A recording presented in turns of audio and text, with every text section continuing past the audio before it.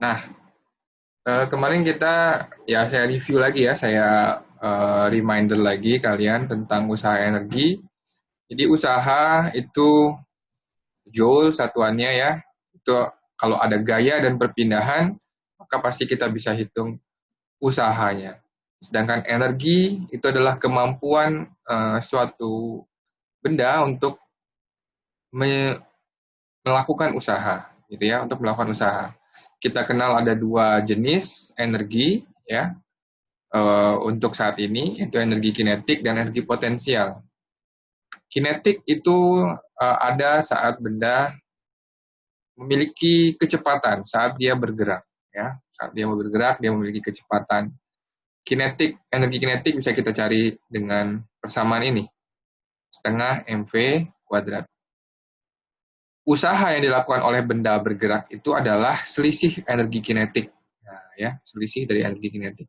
Jadi tergantung cara pandang kita, usaha dari mana sampai mana. Contohnya di soal biasanya dari titik A sampai titik B, usahanya berapa. Kita pasti akan lihat perubahan energi kinetiknya. Lalu ada energi potensial. Nah, biasanya kalau di yang kita gunakan ya, ini untuk awal akibat adanya percepatan gravitasi ya. Jadi benda pada satu ketinggian dia memiliki potensial energi karena ada percepatan gravitasi yang mampu menarik atau menjatuhkan benda tersebut kalau tidak ada yang menghalangi. Jadi dia punya potensial energi yang tersimpan gitu ya. Setelah dia misalnya di sini seperti bola dijatuhkan, ya dia akan mengubah energi potensialnya jadi energi uh, kinetik ya. Nah, kita mengenal ada dua jenis gaya juga ya, yang mengakibatkan konsekuensinya terhadap hukum kekekalan energi mekanik ya. Jadi kalau untuk gaya yang konservatif itu ya, akan berlaku hukum kekekalan energi mekanik di mana energi mekanik awal ya, E inisial itu akan sama dengan E final. E itu adalah energi mekanik. Energi mekanik itu adalah energi kinetik ditambah energi potensial. K ditambah dengan U. Ya. Sedangkan kalau ada gaya non-konservatif, ya, salah satunya diingat ini gaya gesek, itu artinya gaya non-konservatif, tidak berlaku lagi ini, bahwa energi mekanik final sama dengan inisial, tapi berlaku bahwa selisih dari energi mekanik ini final dan inisial itu adalah usaha oleh gaya non-konservatifnya atau oleh gaya geseknya. Ya. Nah, kemarin kita sudah coba latihan untuk bidang yang miring dan kasar dengan gaya gesek gitu ya, bahwa kita sudah hitung ada uh, kecepatan. Yang ditanya adalah untuk nomor satu ya, untuk nomor satu di sini. Kalau ada benda pada bidang miring, dia dilepas gitu ya, pada di kecepatan A, kecepatan awalnya 5 meter per second. Kalau dilepas, tapi bidang miring kasar, berapa kecepatan di B? Itu kan yang ditanyakan. Maka pendekatan kita di sini, kita akan gunakan E final dikurangi E inisial, itu sama dengan energi non-konservatif, usaha oleh gaya non-konservatif. Gitu ya. Atau kalau di sini berarti energi mekanik finalnya itu ada di B. Ya. Energi mekanik finalnya itu ada di B di sini pada saat dia mencapai titik B. Lalu energi mekanik awalnya atau EA itu kalau selisih berarti sama juga dengan usaha oleh gaya gesek. Makanya di sini saya sebut WFK, di mana FK itu adalah gaya gesek kinetik. Nah, ya. Kita gunakan persamaan ini untuk mencari VB. Ya, untuk mencari VB. Karena VB itu akan muncul nanti di EB ini. Yang mana EB itu adalah kinetik di B ditambah potensial di B. Kinetik di B itu adalah energi kinetik pada titik B, maka ada setengah mvb kuadrat. Nah, VB ini yang nanti mau kita cari problem solvingnya gitu ya, dengan cara manipulasi persamaan supaya nanti VB sama dengan berapa, gitu ya. Nah, karena ada gaya gesek tentunya ya, karena melibatkan gaya gesek, pastilah kecepatan di B ini akan lebih lambat ya, lebih kecil kalau tidak ada gaya gesek atau licin sempurna. Nah, persamaannya akan berbeda kalau misalnya kondisinya ini licin sempurna ya. Saya sudah hitung kemarin saya coba ya setelah kita membahas yang ini, bahwa kalau bendanya itu licin sempurna antara bidang miring dan benda, maka yang berlaku adalah persamaan yang ini. Bahwa hukum kekalahan energi mekanik di B atau di akhir sama dengan energi mekanik di inisial atau EA. Ya. Maka kalau kita jabarkan, energi mekanik itu adalah kinetik ditambah dengan potensial di B, kinetik dan potensial di A. Potensial di B itu sama dengan 0, ya, karena itu titik acuan H sama dengan 0, jadi MGH 0 ya. Kemudian makanya kita akan punya persamaan ini, setengah mvb kuadrat sama dengan kinetik di A ditambah potensial di A. Kita mau cari VB, maka kita akan pindah ruas M dan setengahnya ini ke sini, gitu ya. Sekarang kalau kalian lihat persamaan kita, kalau untuk benda licin, ya, benda yang licin, ini untuk benda yang licin, antara balok dan bidang ini licin, kalau ini kasar atau yang ada gaya geseknya, ya. Ini bidang kasar. Sekarang coba bandingkan persamaan yang ini, ya. Kalau untuk yang licin, VB kuadrat sama dengan 2 dikali kinetik di A ditambah potensial di A, gitu ya. Lalu dibagi dengan M. Sekarang kalau untuk yang bidang kasar, ternyata ada WFK di sini. Coba dilihat. VB kuadrat sama dengan 2 dikali WFK. WFK itu adalah energi usaha oleh gaya non-konservatif atau usaha oleh gaya gesek, ditambah setengah MVA. Nah, ini kan juga sama dengan kinetik di A ya. Nah, tadi kita jabarkan di sini. MGH ini adalah potensial di A. Ya. Jadi, coba kalau dilihat. VB kuadrat itu sama dengan 2 dikali WFK ditambah KA ditambah UA dibagi dengan M. Nah, ya. Sekarang kalau kita lihat, yang kasar di sini ada WFK, ya, WFK. Yang dimana WFK ini usahanya nanti akan negatif, ya. Jadi kita lanjutkan, VB kuadrat sama dengan 2 dikali min 106,2, itu adalah gaya gesek oleh usaha oleh gaya gesek, ditambah 25 ditambah 200 dibagi 2. Sedangkan kalau licin, coba dilihat yang ini, VB kuadrat sama dengan 2 dikali ya 25 tambah 200. Tidak ada kontribusi dari si usaha oleh gaya gesek ini. Ya. Akhirnya apa? Kita akan punya kecepatan, kalau yang licin pasti akan lebih cepat. Ya, 15 meter per second. Nah, make sense kan? Kalau untuk yang kasar, kita akan punya VB lebih lambat, 10,8. Kenapa? Ya karena direm oleh si gaya gesek tersebut. Seperti itu. Jadi, kalian harus pahami gitu ya, kapan kita gunakan persamaan yang ini, ya, persamaan yang ini, kapan kita gunakan persamaan yang oke. Untuk penjelasan ini, ada pertanyaan?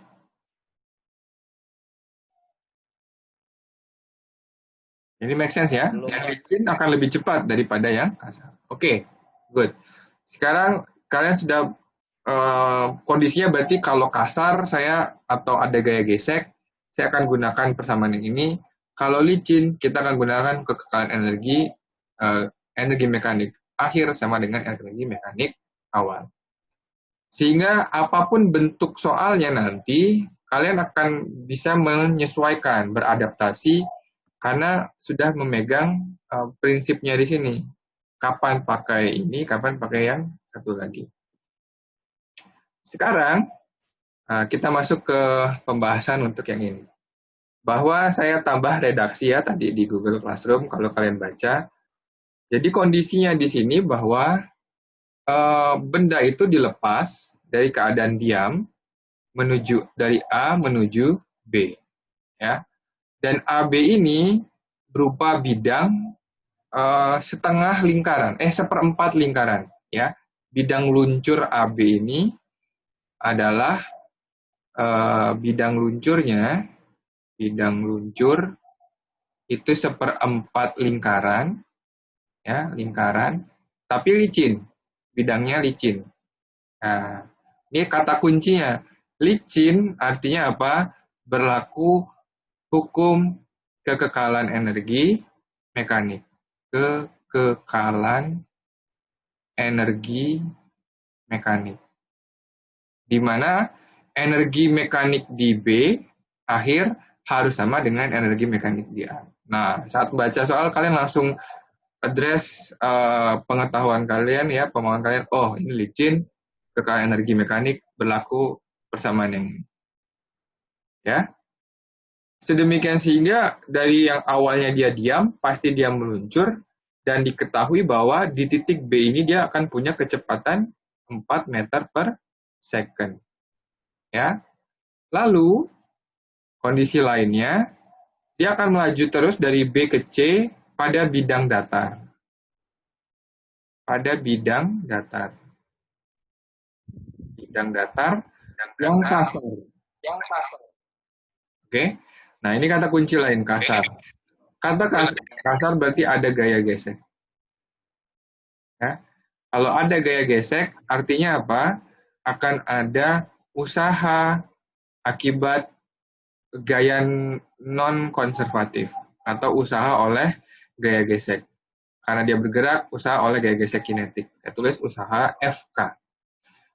Sedemikian sehingga karena ada gaya gesek itu, yang awalnya dia punya kecepatan 4, lama-lama dia jadi berhenti di titik C, yang mana jarak B dan C itu 3. Nah, seperti itu.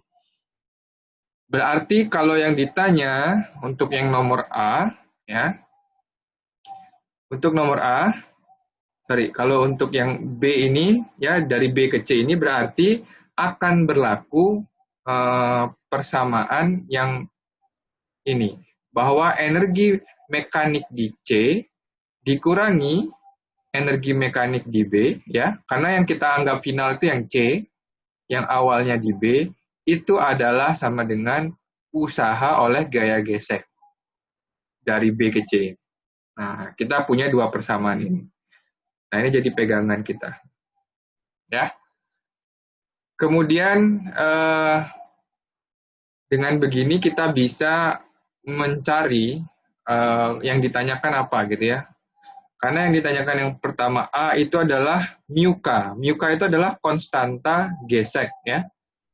Konstanta gaya gesek, koefisien gaya gesek antara B dan C ya. Koefisien gaya gesek kinetik dari B ke C. Nah, sekarang kita berarti berpikiran bahwa μK ini sebenarnya bisa kita approach dari mana? Nah, disinilah problem solvingnya. μK ini yang melibatkan persamaan μK ini adalah gaya gesek kinetik tentunya, ya. Di mana FK itu adalah μK, di mana μK dikali dengan N. Oke? Berarti kalau mau mencari μK sama dengan apa? FK dibagi dengan N. Nah, gitu ya. Sekarang untuk mencari μK ini saya butuh FK sama N. Di sinilah kita mulai mengidentifikasi. Pertama, N dulu. N itu adalah gaya normal, ya. Kalau di saat keadaan, nah disinilah kita recall kembali pengetahuan kita di dinamika. Kalau bendanya pada bidang yang datar seperti ini, tentu N-nya itu akan sama dengan W, ya kan? Maka N ini bisa kita cari dengan M dikali dengan G. Karena dia sama dengan W, massa diberitahu 2 kg. Nah, berarti kita bisa cari N itu adalah 2 dikali 10, sama dengan 20 Newton. Oke, ini nggak masalah, N bisa kita cari. Sedangkan FK, nah FK kita nggak tahu, karena kita nggak diberi informasi lain. Yang diberitahu adalah kondisi di sini, bahwa dari B ke C dia akan berhenti, gitu ya. Nah, di sini problem solvingnya itu, berarti kita harus cari FK. FK ini sama dengan berapa untuk menghitung mu K. Bagaimana cara approach-nya? Ya, kita harus ingat, saat B ke C ini, bidang kasar akan berlaku ini, usaha oleh gaya gesek, atau WFK. Nah, mungkin kita bisa approach dari sini, ya. Karena WFK, usaha oleh gaya gesek, itu harusnya kita gunakan persamaan umum oleh usaha, yaitu apa? Gaya gesek dikalikan dengan perpindahan. Betul? Ya. Kebayang nggak ini saya mau bawa kemana? Bahwa kalau saya punya gaya gesek, maka kalau saya tahu perpindahannya dan saya tahu besarannya, berarti saya bisa cari FK. Karena dari persamaan ini, ya, FK sama dengan usaha oleh gaya gesek dibagi dengan perpindahan. Ya, ini S-nya saya pindah ke sini. S sendiri ini adalah apa? S ini sendiri adalah 3 meter, yaitu jarak dari B ke C. Ya kan? S itu adalah jarak dari B ke C. Ini 3 meter. WFK ternyata bisa kita cari dengan selisih dari energi mekanik di C dikurangi energi mekanik di B. Nah, jadi bagian berpikir untuk memecahkan problem solvingnya itu di sini. Berarti untuk mencari mu K, ya cukup panjang ini. Untuk mencari mu K, saya butuh FK. N bisa saya cari. Sedangkan FK ini bagaimana cara carinya? Bisa saya approach dengan ini. Selisih energi mekanik sama dengan usaha oleh gaya gesek. Sehingga kalau saya bisa hitung usaha oleh gaya gesek, maka saya bisa cari berapa FK-nya. Ya. Jadi untuk mencari WFK, saya akan gunakan persamaan ini, ya. Atau sebelum saya lanjutkan, ada yang mau ditanyakan?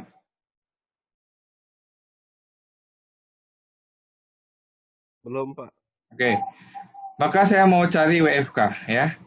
WFK atau usaha oleh gaya gesek kinetik itu sama dengan energi mekanik di C dikurang dengan energi mekanik di B, ya. Energi mekanik di C dikurang energi mekanik di B. Nah, sekarang kita jabarkan, ya. Energi mekanik di C itu adalah kinetik di C ditambah potensial di C, ya. Dikurang energi kinetik di B ditambah potensial di B. Itu adalah usaha oleh gaya gesek. Kinetik di C ini karena pada kondisi berhenti, kecepatannya sama dengan 0.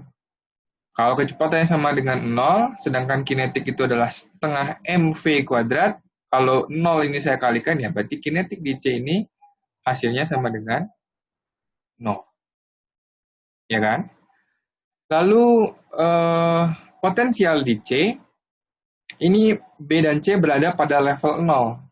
Ya, pada level 0, yang A ini berada di level 1 meter. Sehingga H di sini juga sama dengan 0. Ingat potensial itu adalah M kali G kali H.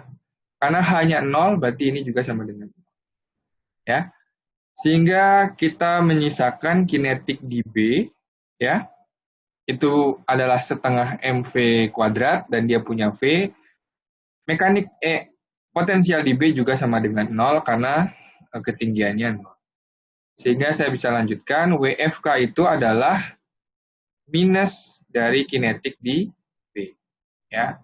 Artinya apa? Kalau di sini kita tahu seluruh energi mekanik ya yang dia bergerak itu diubah jadi gaya gesek, diubah jadi usaha oleh gaya gesek sehingga dia akan berhenti.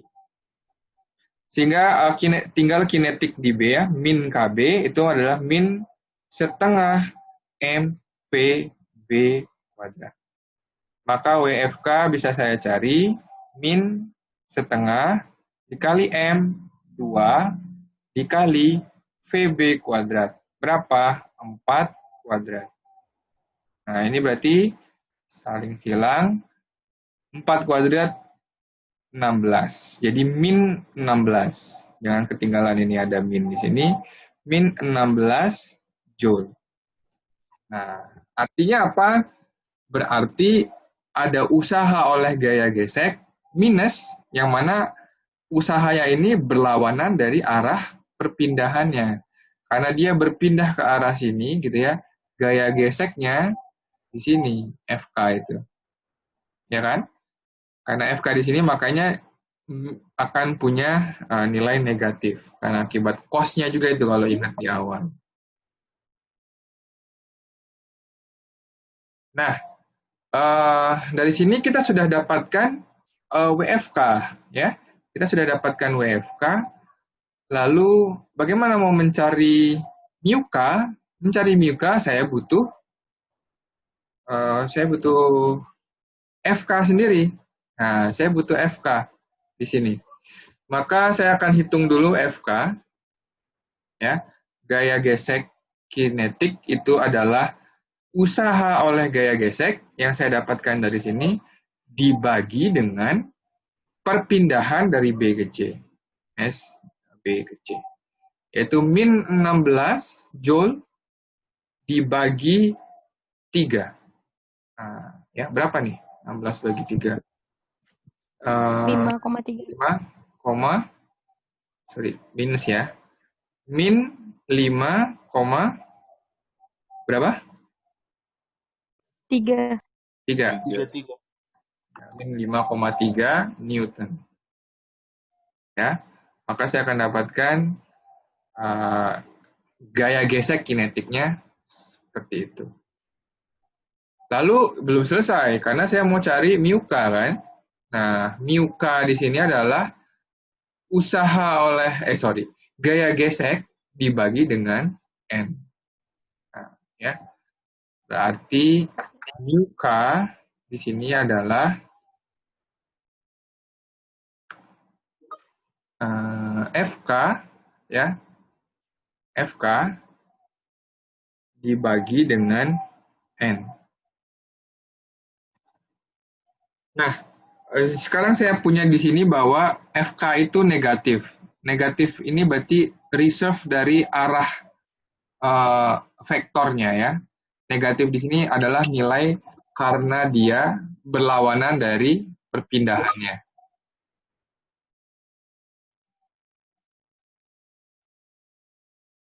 Karena dia berlawanan dari arah perpindahan, ya, berlawanan dari perpindahan.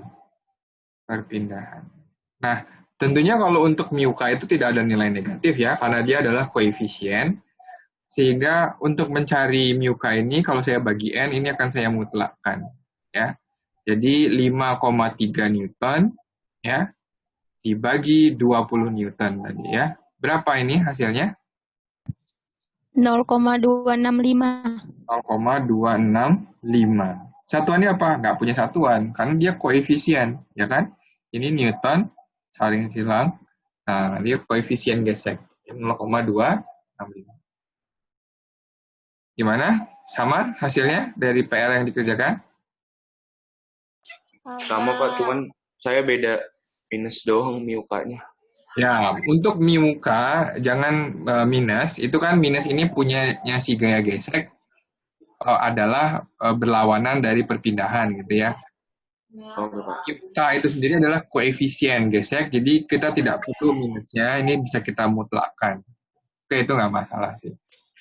Yang penting approach-nya betul, logika berpikirnya, bagaimana men-approach untuk mendapatkan muka itu seperti itu, ya. Kita mulai Pak, dari ini. Ya, berarti mu mu itu di antara 0 dan 1 ya? mu itu di antara, betul, di antara 0 dan 1.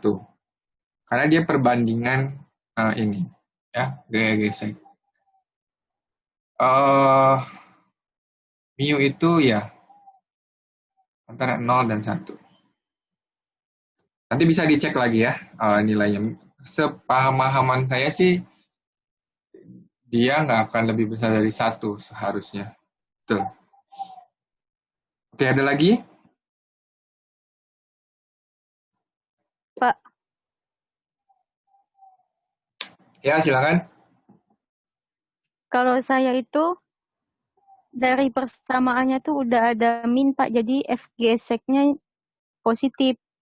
Maksudnya itu kan itu usaha gaya gesek sama dengan energi mekanik kan Pak, yang C dikurang yang B. Nah dari usaha F Oh, gesek itu, iya, paham. dari usahanya tuh jadinya min F gesek dikali S Pak, Iya, betul. sama dengan delta EK gitu. Ah, hmm, mm, mm, mm, mm. Ini ya, yang ini ya. Yang maksud kamu dari Iya persamaan. Pak. Iya, Oke, ya itu betul juga, betul. Karena di reserve di sini ya. Jadi sebentar. Hmm, ya itu boleh juga seperti itu, karena harusnya kan kalau kita masukkan usaha gayanya dan perpindahannya ini kan berlawanan gitu ya, berlawanan. Kamu masukkan di sini. Ya itu nggak masalah sih, asal kita paham ya minus ini maksudnya apa gitu ya. Kalau iya saya Pak. sih lebih prefer seperti ini, sehingga saya tahu WFK, usaha oleh gaya gesek ini negatif karena dia berlawanan, dan FK-nya pun juga jadi negatif. Karena Kalau di kalau pertanyaannya itu gaya geseknya Pak, kan nanti beda kan hasilnya positif sama plus, positif sama minus. ya lebih Kalau tepat cara seperti ini. Nah, lebih tepat seperti ini, bahwa WFK, usaha oleh gaya gesek itu sesuai dengan pengertiannya ya. Dia perkalian titik antar vektor, gitu kan. FK dikali dengan S. Oke. Kalau kamu masukkan seperti itu juga betul sih ya. Kalau seperti ini kan kita bisa paham gaya gesek itu pasti berlawanan dari perpindahannya yang S-nya ke sini gitu kan. Sehingga kita jabarkan lagi WFK ini nilainya min FK dikali dengan S gitu ya. Min FK dikali dengan S. Sehingga kalau mau dapatkan ini ya, FK ya, FK berarti min WFK dibagi dengan SB gitu ya. Sehingga akan dapat berapa besar gaya geseknya ya. Jadi ininya positif. Tapi ya perlu diingat bahwa kalau ini positif ya, kalau ini jadinya positif kan jadi min 16 gitu ya. Min 16 jadinya positif, sehingga jadi 5,3. Dapat besarnya. Tapi ingat ini adalah besar dari FK gitu ya. Arahnya itu sudah kamu masukkan ke persamaan kamu di sini. Kamu sudah acknowledge bahwa si FK-nya ini punya arah yang berlawanan dari S. Gitu. Tergantung tinggal konsisten saja sih. Kalau sudah dimasukkan ke sini, kalau dapat 5,3 berarti harus paham bahwa FK-nya itu memang berlawanan arahnya. Seperti itu. Nah, itu juga bisa. Sama aja, ya. Sama aja. Makasih, Pak. Ya, betul. Kalau yang tadi, saya minusnya masuk ke nilai. Kalau yang tadi teman kalian masuknya ke persamaan, itu nggak masalah. Oke.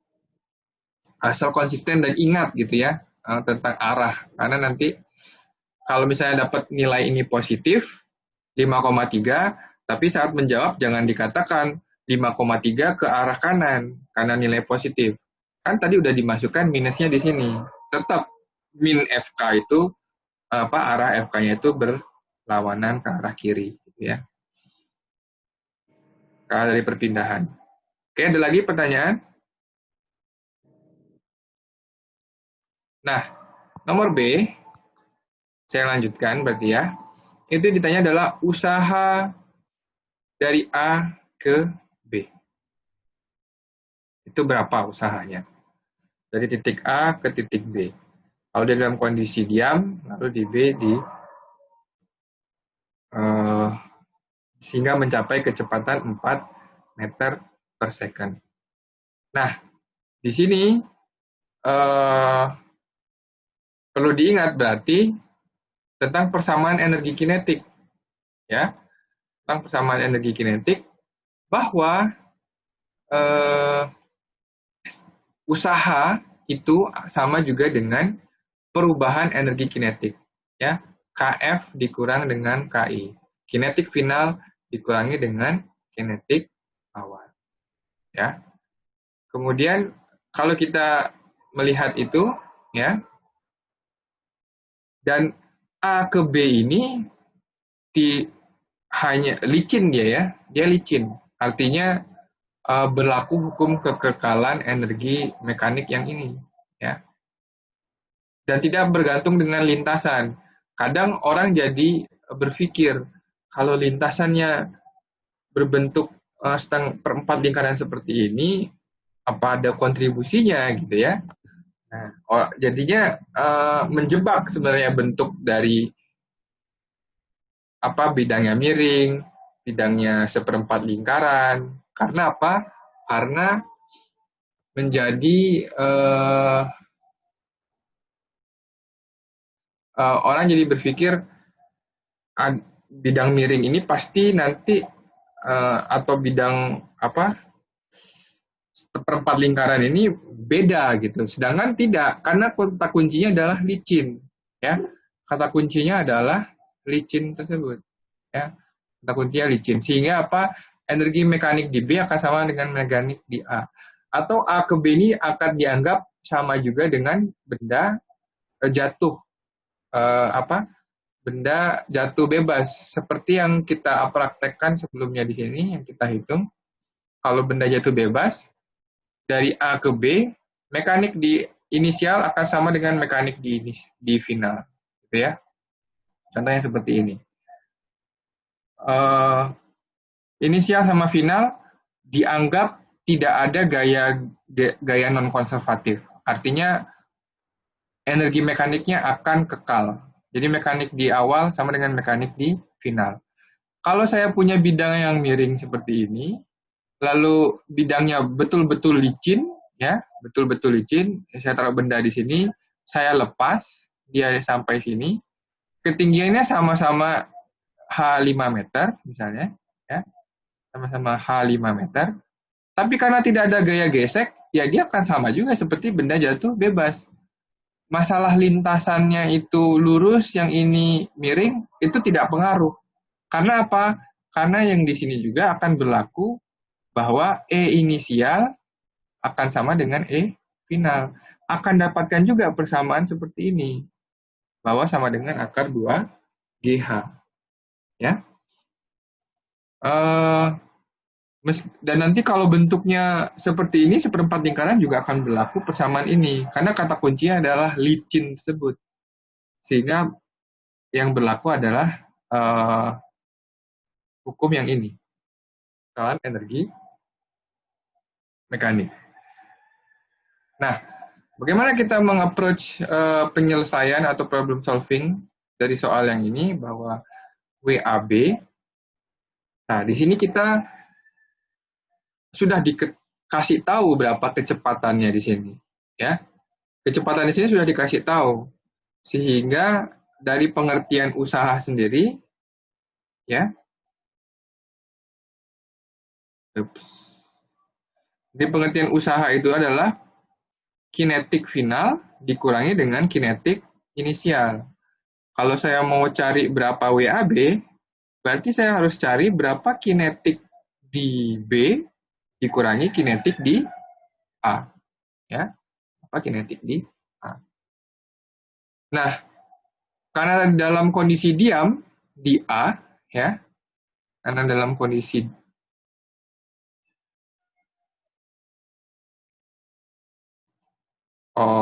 karena kalau di sini kemarin saya asumsikan di soal diam, ya. Berarti KA itu sama dengan 0, ya. KA itu sama dengan 0. Karena apa? Setengah MVA kuadrat. Sedangkan FVA-nya itu 0, sehingga KA sama dengan 0. Ya. Kalau seperti itu, berarti WAB sama dengan setengah MVB kuadrat. Ya.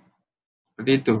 Sehingga WAB sama dengan setengah dikali M, 2, VB kuadrat itu adalah 4 kuadrat. Sama dengan berapa ini? Ya, 16 Joule, ya. Nah, 16 Joule.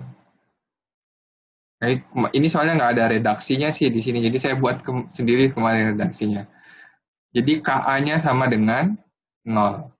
Tapi pertanyaannya, kalau misalnya VA-nya tidak diketahui gitu, ya. Sebenarnya mungkin soal yang betul seperti ini nih.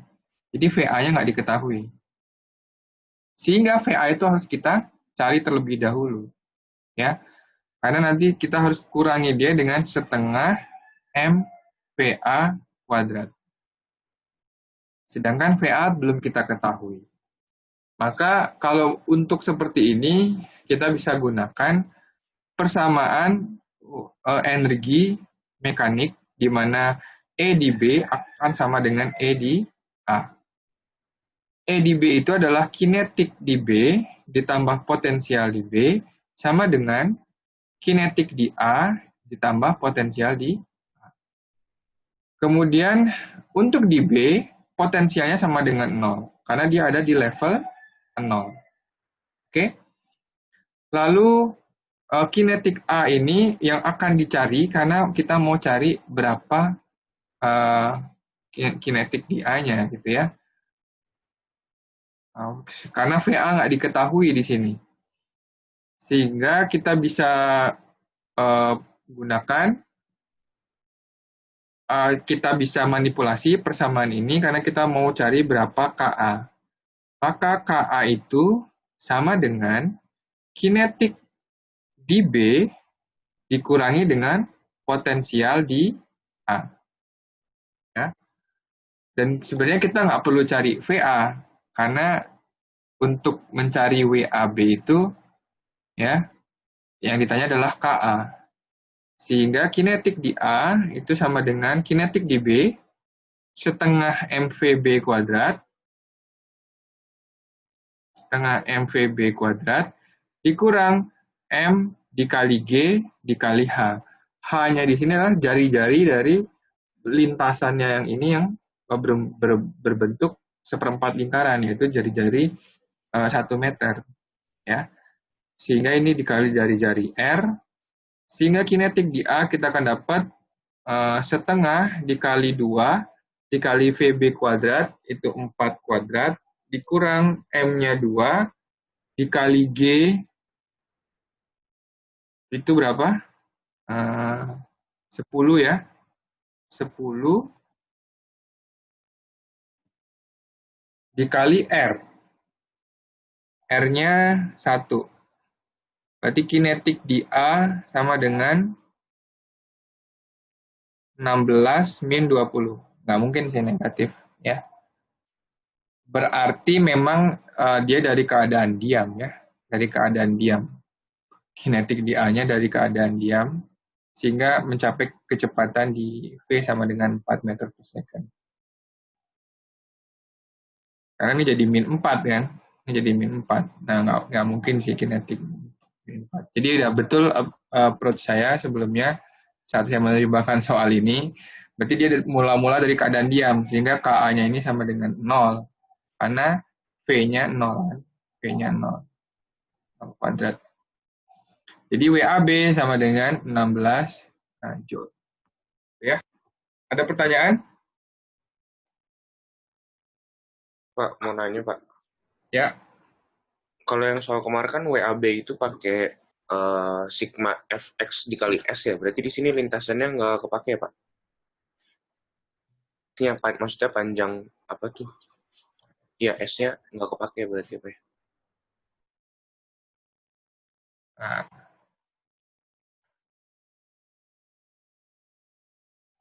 ini.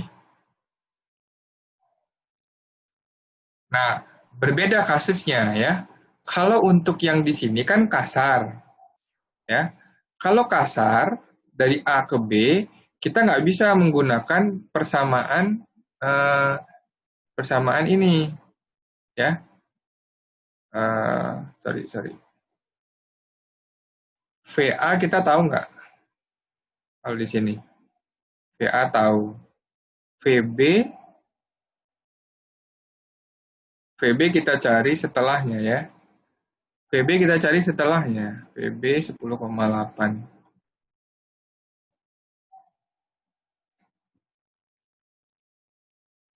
Ada dua approach sebenarnya. Kalau kamu mau hitung dia dengan ini, juga bisa. Ya.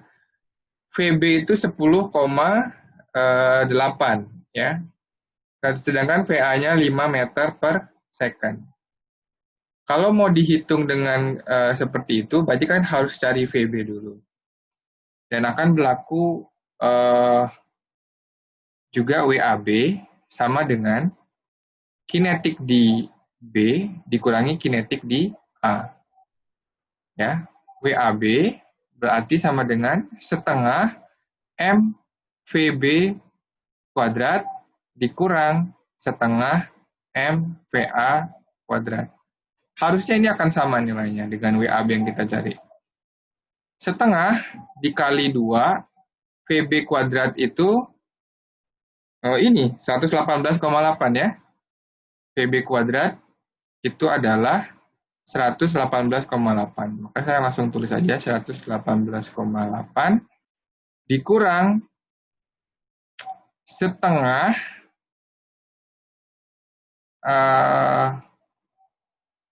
dikali M itu 2. Ya kan, ini saling silang. VA itu adalah 5 meter per second. 5 kuadrat.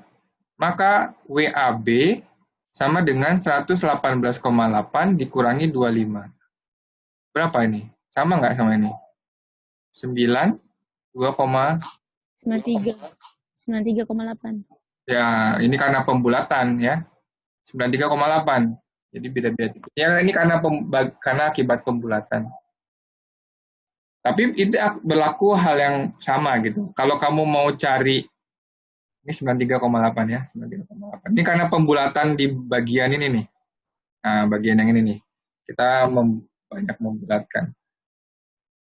Ya. Kita udah buletin dari 106,2 di sini udah kita buletin. Approach-nya akan sama. Kalau mau kasusnya seperti ini, mau cari VB dulu, baru dicari dengan selisih energi kinetik bisa, atau mau mengidentifikasi gaya-gaya yang berlaku, total gayanya setelah dikurangi dengan gaya gesek di sini dikali dengan perpindahannya. Kalau tahu perpindahannya, ya.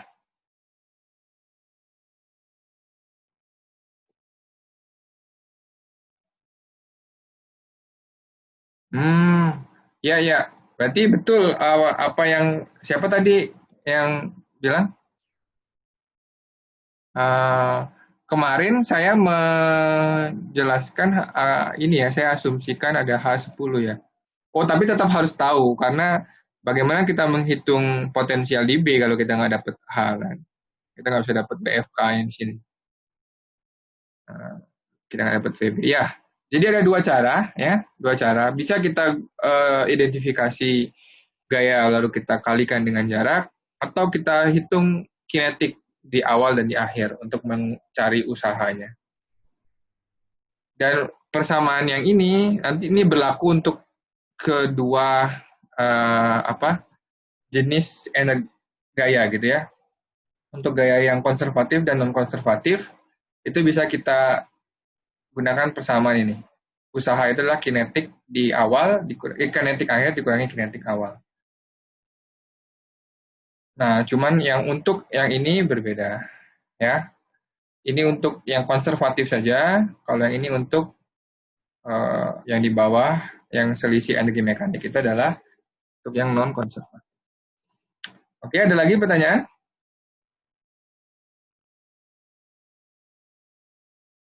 Cukup ya? Seperti itu untuk usaha dan energi. Ya? Masih kurang paham yang akar 2GH tadi, maksudnya gimana ya, Pak? Jadi, kalau gaya non-konservatif itu tidak akan tergantung dari bentuk lintasan, gitu ya. Kata kuncinya di sini adalah licin. Bahwa kalau licin itu gayanya semuanya yang konservatif. Kalau gaya konservatif berlaku, ya, maka yang bekerja gaya non-konservatif, maka persamaan ini yang berlaku. Hukum kekekalan energi mekanik. Jadi mekanik di awal sama dengan mekanik di final. Kalau nanti punya bentuknya seperti ini, itu juga kita akan lihat. Kalau dia licin, ya kata kuncinya itu licin, tetap yang berlaku juga ini. Energi mekanik di awal, yang ini misalnya, ini final, akan sama dengan energi mekanik di final. Sehingga yang kita perlu tahu hanya H di sini, yaitu berapa H yang memisahkan level awal dan level final. Dan nggak berpengaruh dari masanya berapa, ya bentuk lintasannya seperti apa, itu nggak ngaruh. Jadi kalau licin pada satu bidang itu ya akan sama juga seperti benda jatuh bebas seperti ini. Bahwa kecepatan di final itu sama dengan akar 2G. Ini berlaku kalau apa? Kalau di awal dia keadaannya diam. Sehingga kinetik inisialnya sama dengan 0. Tapi kalau misalnya dia didorong gitu ya, dia punya kecepatan inisial tertentu, misalnya 5 meter per second, akar 2GH ini nggak berlaku. Ya, akar 2GH ini nggak berlaku. Karena apa? Karena nanti di persamaan kita akan punya ada setengah MVI kuadrat. Nah, nanti kalian bisa turunkan persamaannya, VF-nya akan berubah, gitu ya. Akan berubah. Karena kita akan meng-acknowledge kecepatan awalnya di sini. Ini berlaku kalau VI-nya sama dengan 0.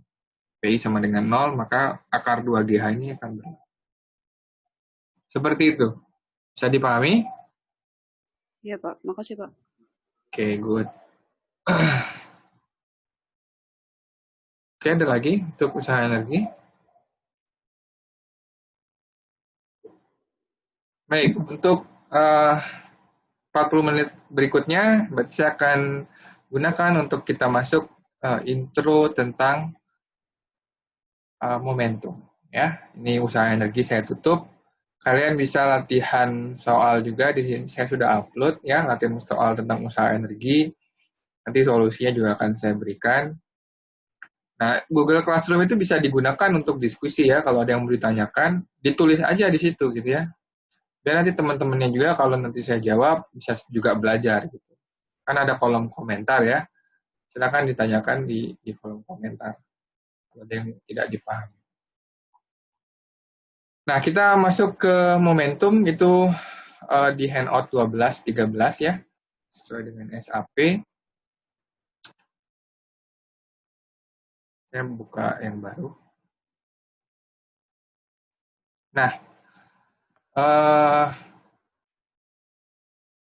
momentum di sini kita batasi untuk momentum linear atau momentum oleh gerak yang lurus ya, linear ya, momentum linear. Momentum itu disimbolkan dengan huruf P. Nah, ya, ingat ya, P ini adalah momentum. Dan momentum ini adalah sebuah vektor. Ya. Adalah sebuah vektor di mana merupakan perkalian vektor dengan skalar, yaitu massa dikalikan dengan kecepatan. Di sini kecepatan itu adalah sebuah vektor, suatu vektor ya.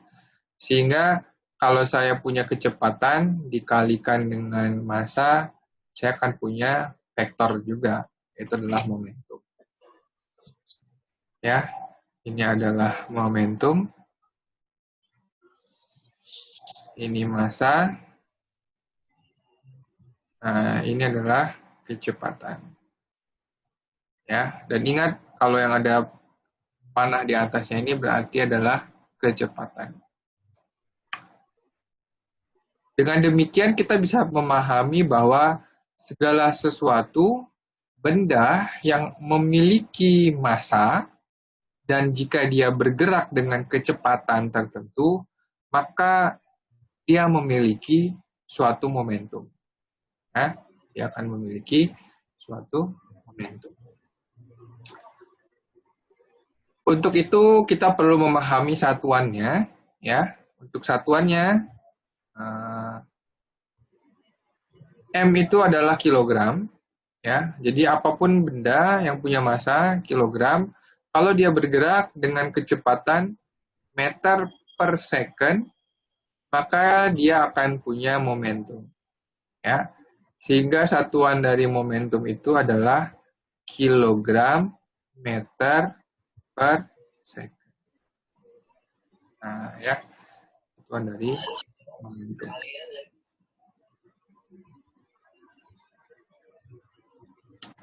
Dan berkaitan dengan momentum, ya, berkaitan dengan momentum, ada yang namanya impuls. Nah, ya, di sini saya punya impuls.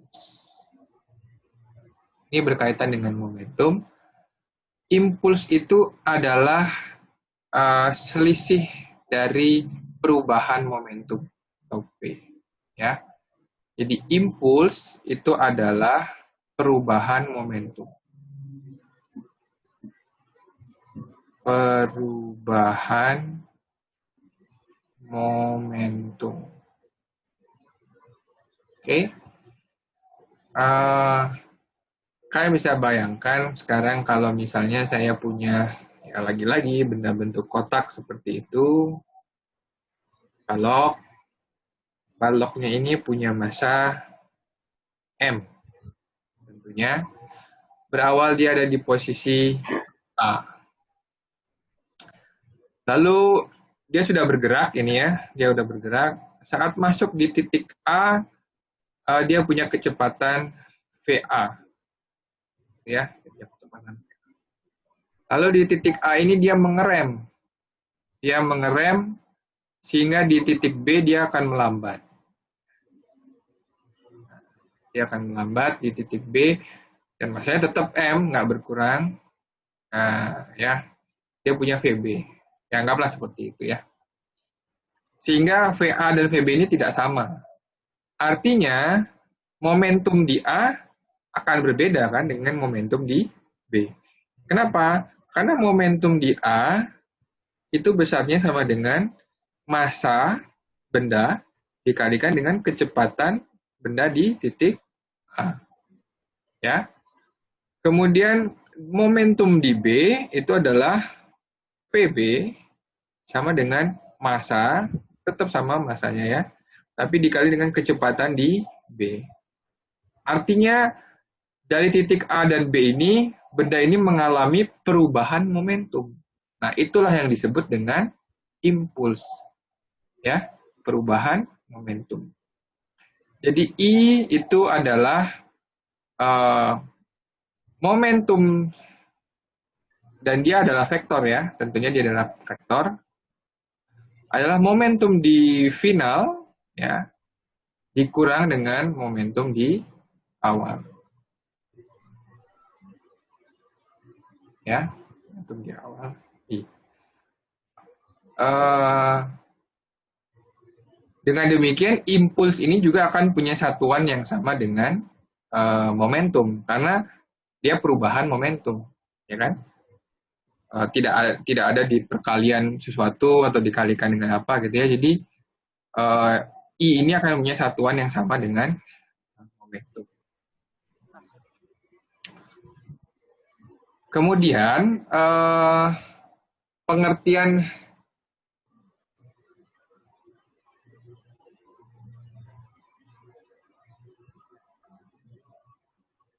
lainnya bahwa momentum ini ya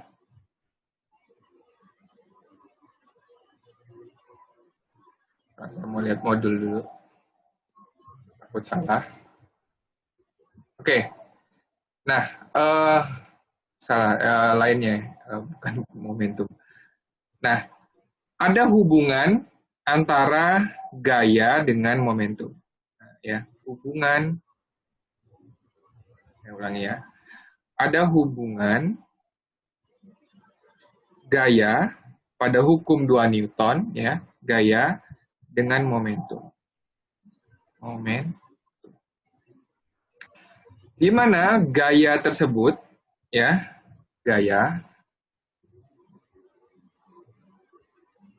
Jadi gaya itu adalah gaya F. Gaya F itu adalah turunan parsial dp itu adalah turunan ya. Turunan pertama P terhadap jangan-jangan saya akan mulai dari ini ya. Jadi hubungan gaya dengan momentum itu sebenarnya F itu adalah perubahan momentum P dibagi dengan perubahan waktu delta T. Di mana delta P ini sendiri adalah apa? Impuls ya. Ingat, delta P ini adalah impuls. Kalau saya tahu waktu saat di A itu adalah TA dan waktu di B itu adalah TB, maka saya bisa cari gaya yang membuat benda ini mengalami perubahan momentum. Dari awalnya punya momentum PA, jadi punya momentum PB. Ya, caranya gimana? Ya, bisa dihitung dengan ini, bahwa delta P itu adalah PB dikurangi PA. Dan ini adalah vektor dibagi dengan, kalau contohnya di sini, TB dikurangi dengan TA.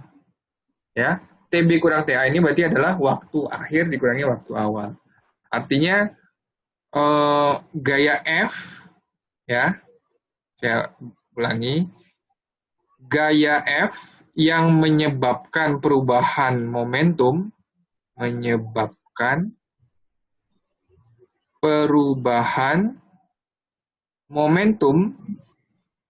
ya, atau yang mengakibatkan perubahan momentum dari AB, ya, jadi PA jadi punya PB, itu bisa dihitung dengan cara PB min PA dibagi dengan delta T, atau TB min TA. Atau di sini berarti sebenarnya PB itu adalah PF ya, atau momentum final dikurangi dengan momentum inisial, lalu TF ini T final dikurangi dengan T inisial. Oke. Saya akan coba kasih contoh ininya, besarannya. Misal di VA saya ketahui. VA itu kecepatannya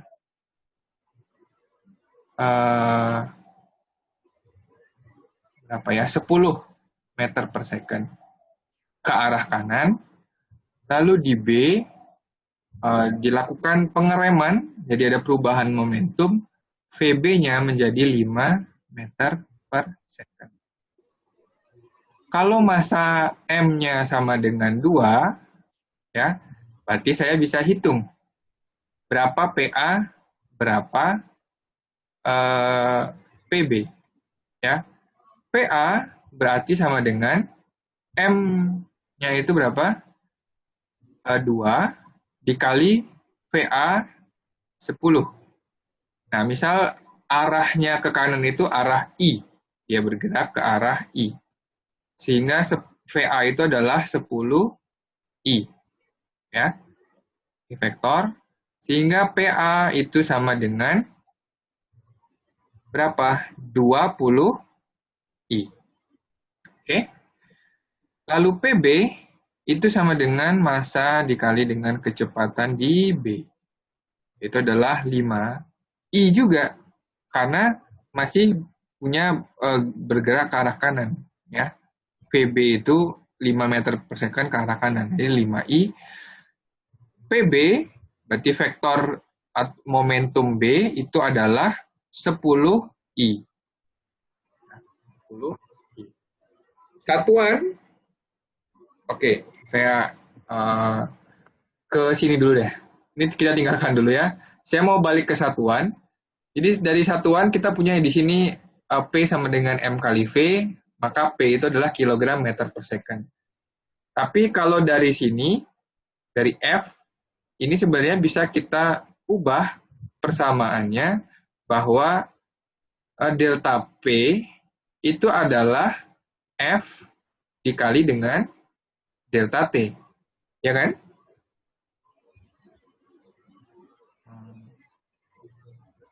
Ya, ini saya ubah persamaannya.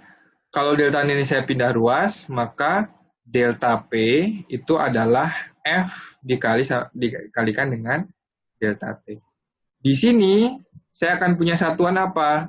Delta P itu adalah Newton, F dikalikan dengan S. Ya.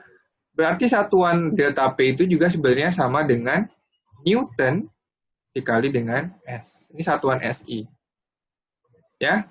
Kilogram meter per second itu juga sama dengan Newton dikali dengan S. Kenapa? Karena Newton itu sebenarnya adalah kilogram meter per second kuadrat, kan?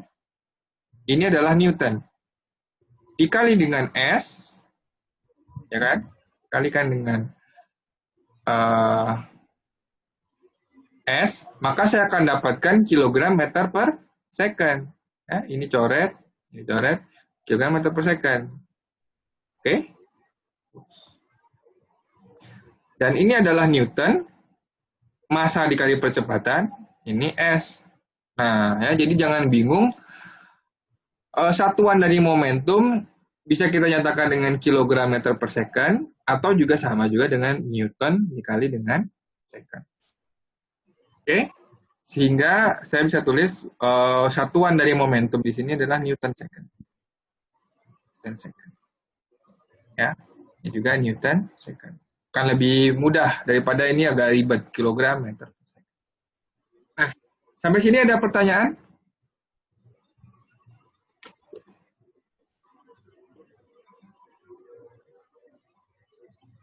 Masih bisa diikuti ya? Jadi benda yang punya massa 2, kecepatannya 10, di sini punya PA 20I. Newton second.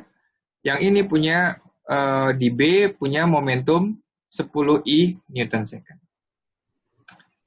Nah, impuls berarti bisa kita cari di sini. Besar impuls itu adalah momentum akhir dikurangi momentum awal. Dan dia vektor. Berarti 10I ya dikurangi 20I. Sama dengan min 10 I Newton second. Oke.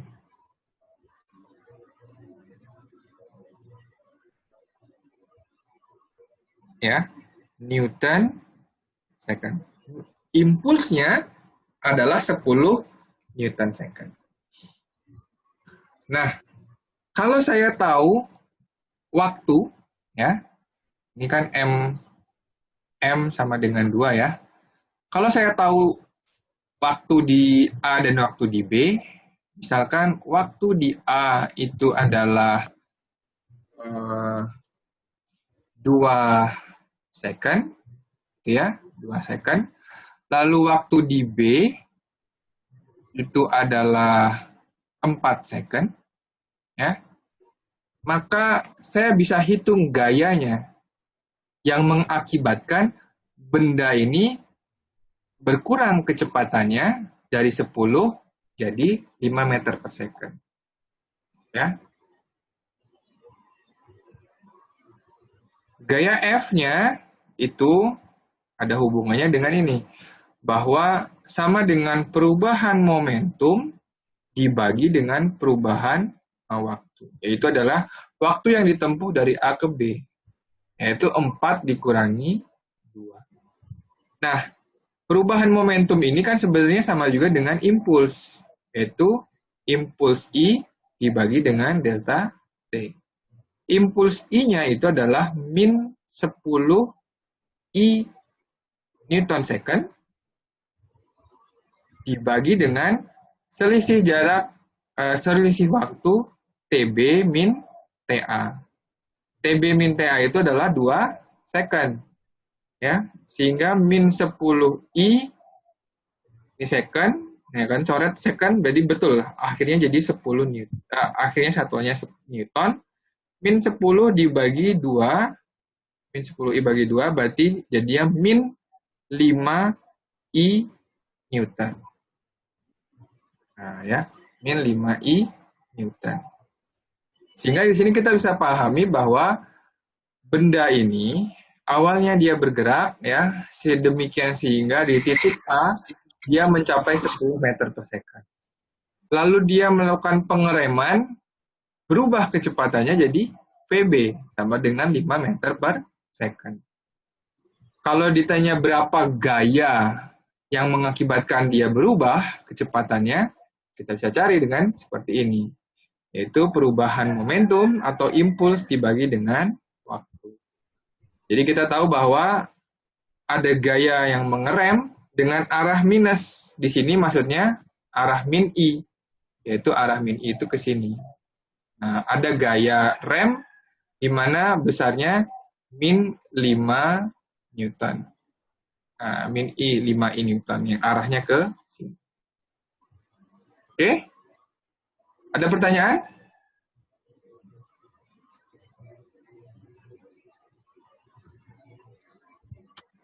Akan saling berkaitan jadinya. Di sini kita akan gunakan pengetahuan kita tentang kinematika karena masih ada kecepatan, juga ada waktu, perubahan kecepatan, lalu gaya dinamika juga. Nanti akan ada hubungannya juga dengan usaha energi.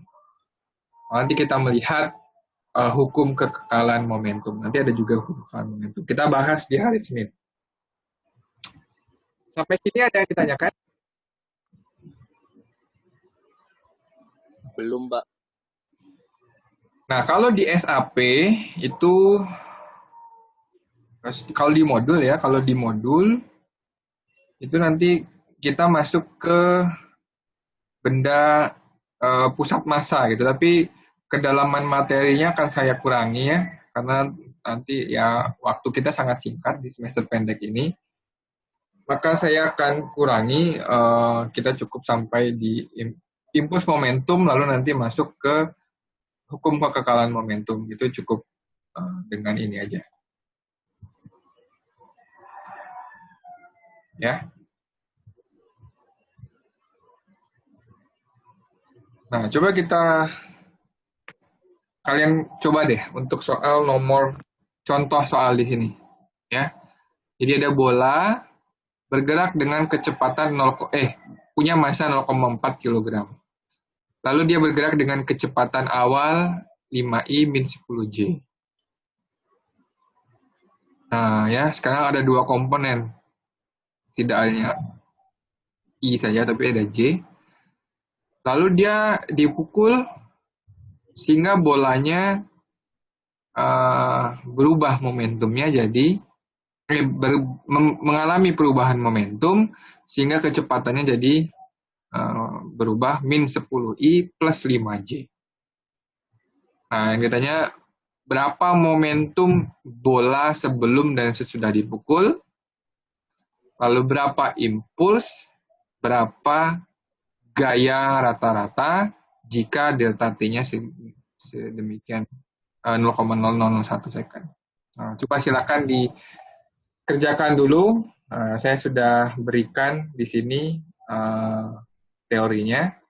Tinggal kita aplikasikan apa yang diketahui, coba dicari.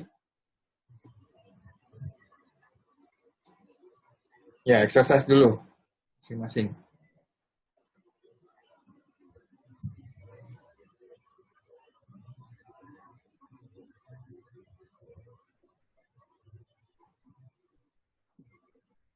Ada yang mau ditanyakan, boleh.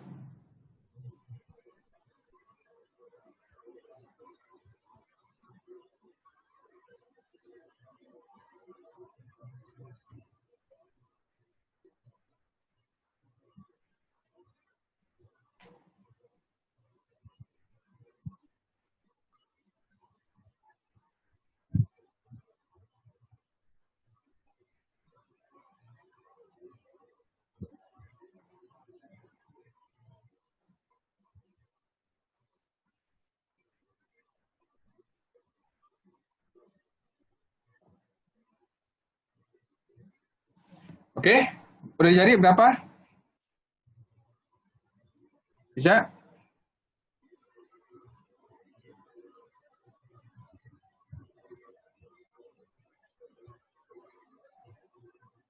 Berapa momentum awal atau P0? 2i min 4j. Ya, 2i min 4j. 4j. Apa satuannya? Newton. Second. Kenapa? Gampang kan? Kita tinggal kalikan massanya dengan kecepatan awal. Nah, ini harusnya VI ya, VF lah ya. Cepat final ya. Atau P aja lah ya. Jadi PF lah saya tulis ya. Final setelah dipukul berapa? Ya kita kalikan M ini. Jadi min berapa? 4i 4i ya, plus 2j. plus 2j. Nah, Newton second. Ya, kita tinggal kalikan massa dan kecepatan. Lalu impuls. Nah, impuls dengan satuan yang sama ya, karena dia perubahan momentum. Jadi momentum final dikurangi momentum awal P0. Nah, di berapa nih? Min 4i dikurang 2i ya, yang punya satuan vektor yang sama, Min 4i dikurang 2i, jadi min 6i. Oke? Lalu 2J dikurang 4J. Jadi plus 6J. 6J. Newton second. Nah, gitu ya. Satuannya Newton second. Itu adalah I-nya, impulsnya. Lalu untuk gaya rata-rata, F rata-rata itu sama dengan ini. Ya, adalah perubahan momentum atau impuls dibagi selang waktu delta T. Di sini berarti min 6I dibagi 0,001. Jadi berapa? 6.000. 6.000 ya. 6.000 I ditambah 6.000 J. Newton. Kenapa Newton? Ya karena dibagi. Karena ini adalah gaya kan? Gaya rata-rata. Newton. Oke, ada pertanyaan?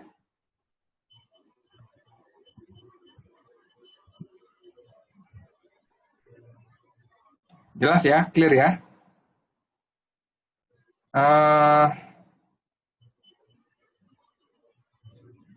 Kemudian kita bisa lanjutkan ke materi yang berikutnya untuk sistem yang banyak partikel. Nah, ini sebenarnya mudah ya. Maksudnya apa? Kalau saya punya suatu sistem, gitu ya. Saya punya suatu sistem di mana sistem tersebut berisi partikel-partikel. Ini nggak ada lagi yang ditanyakan ya?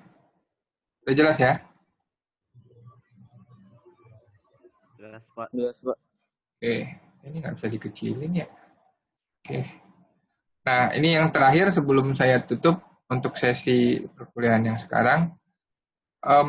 Kalau misalnya saya punya, tadi itu suatu benda ya, suatu benda M bergerak dengan kecepatan V. M dengan kecepatan V. Satu bergerak dengan kecepatan 1. Sehingga dia akan punya P1. Gitu ya. Anggaplah dia benda titik. Nah, kalau dalam suatu sistem, ya, saya anggap ada suatu sistem gitu. Ini terdiri dari banyak partikel, ya, terdiri banyak partikel. Di sini juga ada partikel, yang mana dia bergerak dengan di ruang bebas gitu ya, sehingga dia ini ada P2, di sini ada P3, ada P4 gitu ya. Kalau dia saya anggap sebagai satu kesatuan, maka momentum dari si sistem ini adalah jumlah dari semuanya. Jadi jumlah dari si P sampai P artinya apa? P sistem di sini sama dengan ya P1 ditambah P2 ditambah P3 dan seterusnya. Ya. Tapi ini pembahasannya tidak akan saya lanjutkan lagi untuk mengenai pusat massa ya. Jadi karena ini sebenarnya nanti gabungannya untuk menjelaskan tentang pusat massa, lalu kalau bendanya itu kontinu dan diskrit, bagaimana? Karena untuk kedalaman materi memang saya kurangi, tapi nanti kita akan melihat kalau misalnya satu sistem gitu, benda, kalau misalnya nanti dia bertumbuk, ya, kalau bertabrakan, ada dua benda, itu nanti kita lihat kekekalan momentumnya ya, kekekalan momentum juga mekanisme dari tumbukan. Jadi nanti kalau tumbukannya itu bisa nanti tumbukannya lenting atau tidak lenting, gitu ya. Dan dalam melihat kekekalan momentum ini kita lihat benda tersebut ke dalam menjadi satu sistem, yaitu adalah jumlah dari momentumnya. Ya, jumlah dari momentumnya. Oke, saya rasa cukup ya.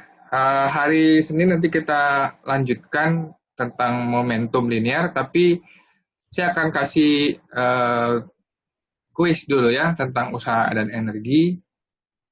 di awal, ya, di awal sehari Senin. Kemudian nanti kita lanjutkan, ini sedikit sih penjelasan tentang tumbukan ini cepat, jadi kita bisa selesaikan. Lalu Selasa kita mau review, boleh by request saja, apalagi yang belum kalian pahami. Kemudian Jumatnya ada UTS ya. Jumatnya ada UTS. Oke, ada pertanyaan?